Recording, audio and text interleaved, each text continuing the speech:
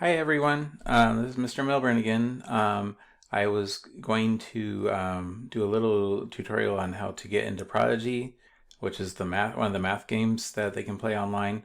It's like a role-playing game kind of thing too, so it's kind of fun. The kids have enjoyed it a lot. It is a little bit advanced. It's supposed to be around first grade levels, even starting out. So they may need some help with some of the problems, but there's always ways for them to figure it out in the game too.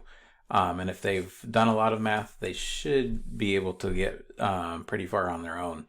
And it just continues to go on as it goes. So let's go ahead and I'll show you a few things here.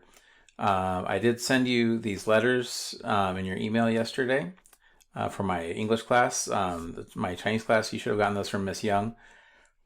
And it has the username and password here. I'm just using Nicholas's as an example. If you go to prodigygame.com, you'll get to this website here, and then you go and you click on Play Prodigy right here. And then there's the username and password. So Nicholas is over here. And let's go ahead and here. He already has another account, so this one's not that big a deal. All right, and then we'll sign in. Does your wizard look like? And it asks you about your wizard, and you can choose which one you want. I'm going to do this for him. And you can change everything here if you want. You don't have to, but it might be fun for your kids to do that. Playing from home? And we're playing from home for now. Okay. And you can skip this. If you want to link a parent account, you can do that. You can check out what they're doing and how far they're getting and what problems they might have. And they get some special things too. But you can do that on your own if you want. If not, don't worry about it, just skip.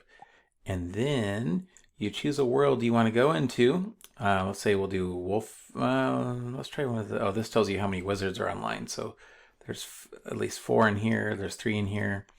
Let's try Chili Town and see how that works. And it takes you into a special place. You can always continue your adventure at school at home. It's the same password and everything.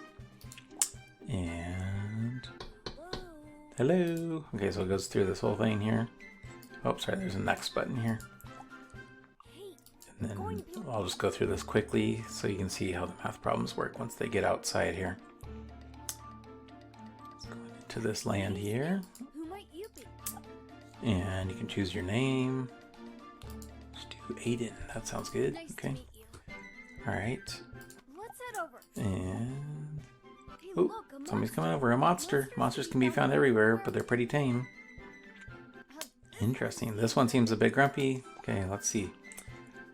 So we're going to go in here and have a wizard battle. This is a wizard battle.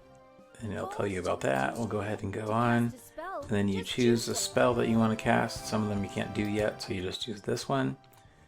And here it says, how many sides does this shape have? Now you can use a pencil to like figure it out, and you can erase it. When there's equations, you can calculate the equation here, which is kind of good. And then here, if you see this little light bulb here, if it says, and it says, how many sides does this shape have?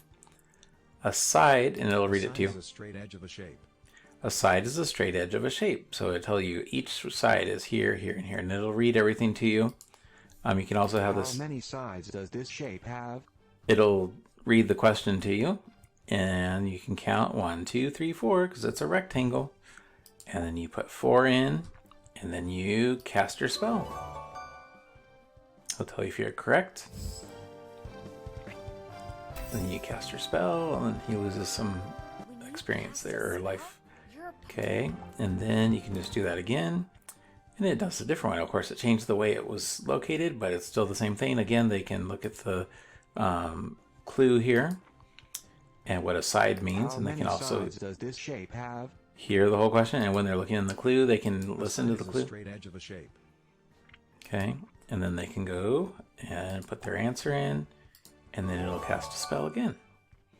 And it learns about what they know and what they don't know through it a little bit too. So if they get wrong answers a lot, it'll start giving them questions that may be a little bit easier towards them, or not as challenging for them at that point.